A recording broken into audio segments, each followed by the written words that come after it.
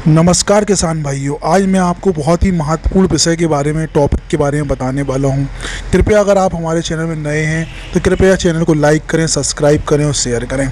आज का टॉपिक हमारा है कि अगर हम अपने फार्म पे अगर बच्चा मुर्गा पालते हैं हम, तो उसके बाद मुर्गों में बीमारियां कैसे आती हैं।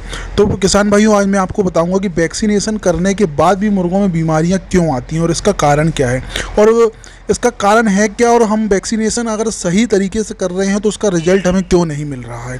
तो आज मैं आपको बहुत ही महत्वपूर्ण विषय के बारे में बताने वाला हूँ, तो कृपया इस वीडियो को पूरा देखें। नमस्कार किसान भाइयों, ब्रॉयलर मुर्गे में होने वाली बीमारियां और उनके टीकाकरण का ब्रॉयलर बहुत ही ज़्यादा हमें ख्याल रखना चाहिए। सही समय पे वैक्सीनेशन करना चाहिए, जिससे कि एफसीआर के लिए हमें समय पर टीकाकरण के साथ आहार बहुत ही ज़्यादा ज़रूरी होता है। और ब्रॉयलर फार्म में रोगों को फैलने से रोकने के लिए हमें उनके समय का टीकाकरण कराना बहुत ही ज़रूरी होता है। टीकाकरण करने से ब्रॉयलर मुर्गे में मरने की जो गति होती है वो बहुत ही कम हो जाती है। काफ़ी हद तक रोगों को हम कंट्रोल कर सकते हैं। किसान भाइयों, आज मैं आपको बताऊंगा कि जो हम वैक्सीनेशन करते हैं और वैक्सीनेशन का सही समय पे अगर हम डोज देते हैं तो ब्रॉयलर मुर्गा जो होता है हमारा, जो उसमें रोगों से लड़ने की जो क्षमता होती है वो बहुत ज़्यादा हो जाती है। और रोग जो होते हैं, जो भी रोग आते हैं पोल्ट्री में, तो उसमें जो होता है वैक्सीनेशन के समय पे, जो हम वैक्सीनेशन समय पे करते हैं तो उससे रोगों से लड़ने की क्षमता बढ़ती है।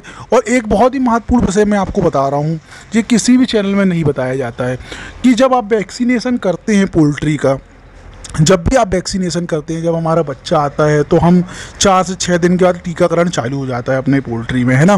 तो वैक्सीनेशन करने के समय जो हम दवाइयाँ चलाते हैं पोल्ट्री में, जिस भी बीमारी की दवाइयाँ हो हमारी, तो दवाइयों को हमें 24 घंटे, कई लोग कहते हैं कि भाई 24 घंटा या 15 मिनट या फिर 20 मिनट या फिर आधे घंटे 1 घंटे पहले दवाइयाँ बंद कर दें फिर वैक्सीनेशन करें, लेकिन ये गलत है किसान भाइयों।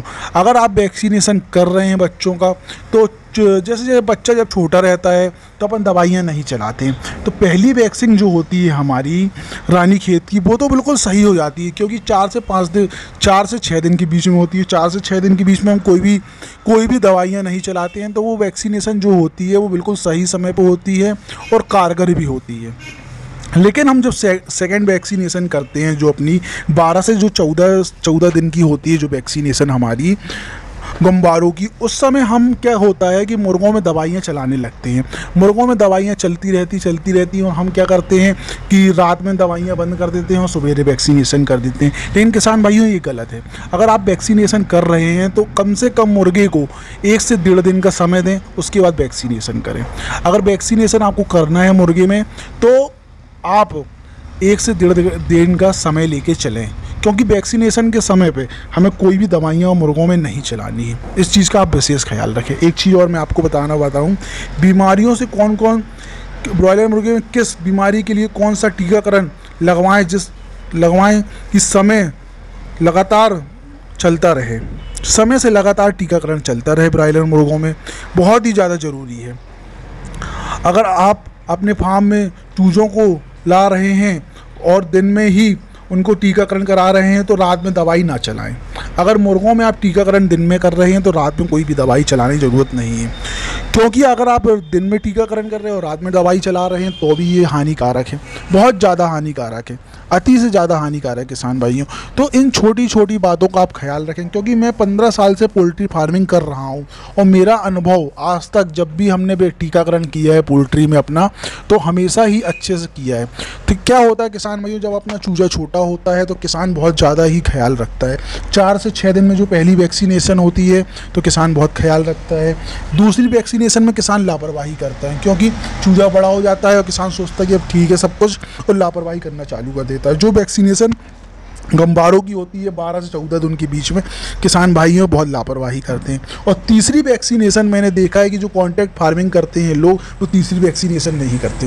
वो ये सोचते हैं कि हमारा पैसा अच्छा बन जाए, पैसा अच्छा बनने के कारण वो तीसरी वैक्सीनेशन नहीं करते। लेकिन किसान भाइयों, तीसरी वैक्सीनेशन करना बहुत ही ज़्यादा आवश्यक है, ये आप समझ लीजिए। आप चाहे कॉन्ट्रैक्ट फार्मिंग करें या खुद की फार्मिंग करें, वैक्सीनेशन का बहुत ज़्यादा ख्याल रखें। अगर आपको ये वीडियो पसंद आई तो कृपया कमेंट करें, मुझे कमेंट में बताएं कि आपको वीडियो कैसी लगी। नमस्कार।